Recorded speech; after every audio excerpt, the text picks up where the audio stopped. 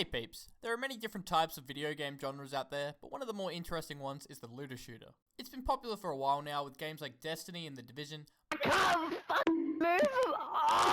but Borderlands was its birth. Currently this series is in a really good spot with it having a huge community and plenty of games with heaps of content to experience. Lots of stories have been told, some good and some pretty bad, and now with the fourth game just around the corner, I thought it'd be a great time to take a small look back at the series. The series goes all sorts of wacky places, but before we went to the Wonderlands and took down buffed up loser live streamers, we arrived at a bus stop on the remote planet of Pandora. Welcome to Firestone! Releasing in 2009 and spanning multiple sequels, Borderlands has become a household name. But in the beginning, it wasn't all like that. While current first-person shooters at the time, like Call of Duty, were going for straight action set pieces with a realistic tone, Borderlands went for a different approach.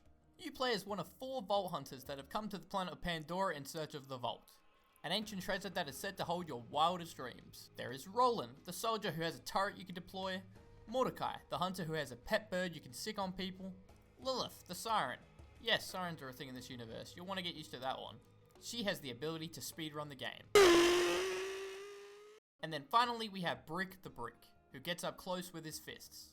All are fun, but Lilith is definitely the recommendation here.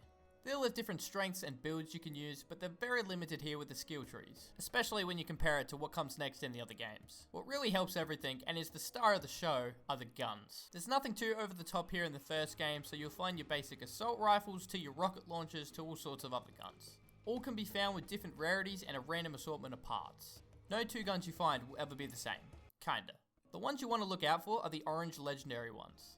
These are far better than what you mostly find and all have their own names. Unique purple ones are really good in this one too and are mostly dropped from certain bosses or certain areas. Besides the rarities, the guns are also made up by different manufacturers. Each manufacturer comes with different quirks and qualities. Dali are standard guns with nothing too special about them.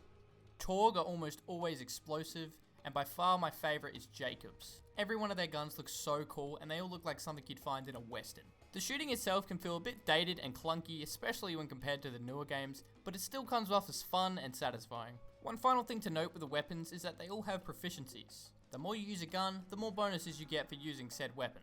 It's something that's only in Borderlands 1 and I really want it to return, and not in the form of badass ranks or guardian ranks. And also for a 2009 game, this has a surprising amount of gore, especially for the series.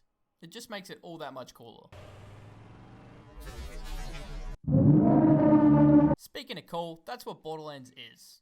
Although the first game's a bit ugly when it comes to its colours, the game is dripping with style from super iconic intros for characters to humorous funny dialogue. We're busted in my mama's girl parts. Real appreciate you taking a poke at that. The system, not my mom. Down the character, you know what I'm saying? Although the story definitely isn't memorable in this game, the characters and setting alone are, but it only gets better from here. Now the best part of each of these videos, the trophy list. Everything we have here is very doable. Finish the game, get to level 50, do most of the side quests, which none of which are difficult. There is just a lot of them and they're not very fun to be honest. Discover a bunch of areas which you'll do mostly naturally. Use all the different elements of guns. The only things you'll probably need any sort of guidance for are the few trophies that the game doesn't really tell you how to do. Killing an enemy Italian plumber style is pretty easy if you're over the age of 6. Simply get any enemy low on health and then finish them off by jumping on their head.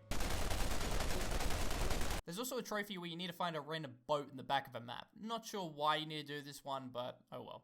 But like always, the hardest trophies are the ones where you'll need friends, and especially here because there's quite a few of them. There's some you'll need a duel for, and there's even one where you need to play with a person who has this trophy or is a Gearbox employee. Remember when old games used to have trophies like this? It was absolutely ridiculous. On the PS4 version, thank God that's been changed to just play with 2 other people. Now if I was just talking about the main game, that's where I would stop and we'd be pretty happy. But there comes DLC. Mostly all of these trophies suck. First DLC is Ned's Zombie Army. There's a trophy that has you collecting brains. A lot of brains. There's the second DLC which is Mad Muxie's Underdome Riot. This one is awful. You'll have to go through about 12 hours of the most repetitive arena shooting ever. And if you're not playing on PlayStation 5, your game will probably crash while doing it.